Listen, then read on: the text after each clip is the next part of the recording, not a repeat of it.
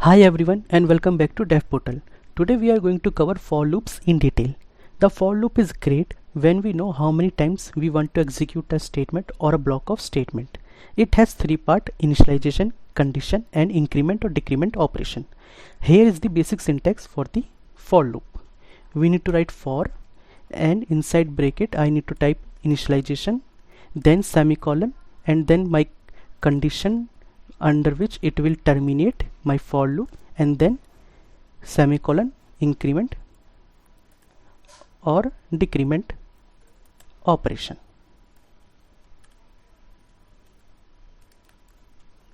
And inside curly bracket I will type my code to be executed. So this is the basic syntax for the for loop. Now let me create a small program to have a better standing for this. For I will type int I equal to 1. It will initialize the variable I with 0 value, and I will type I less than 5, I plus plus. And inside this I will type system.out.println I is. So in this loop int I equal to 0 is initialized, and then I less than 5 is the condition, and I plus plus is the increment operation.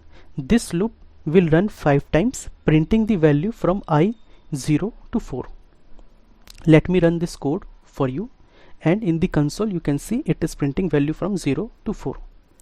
The for loop is very versatile and can be used for iterating over arrays or collection as well.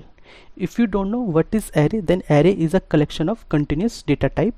In array we can only hold similar data type. That is, suppose if I am creating an array of int, then only I will be able to store integer values. So let me create a small code for you, and I will iterate over arrays as well.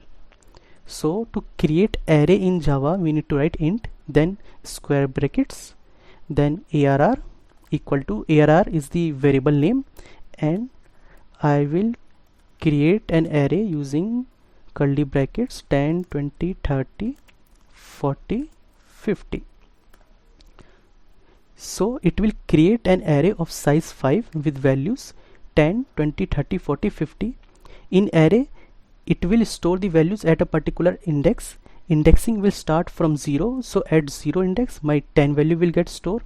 On first index 20 will get stored, then second index, I index means index value equal to 2, 30 will get stored, then 40 will get stored, and then 50. So let me create a small for loop first. Int I equal to 0, I is less than. Now I want to iterate through this array, so I can write arr.length. It will return the length of the array, and I plus plus, and I will write system.out.println number will be arr I, where I is the index of the array. Let me save and run this code. So this loop iterates through the array and prints each element. I hope you found this explanation helpful. If you did, please give it a thumbs up and subscribe to our channel for more programming tutorial. Don't forget to hit the bell icon to get notified whenever we upload a new video. Thanks for watching, and I will see you in the next video.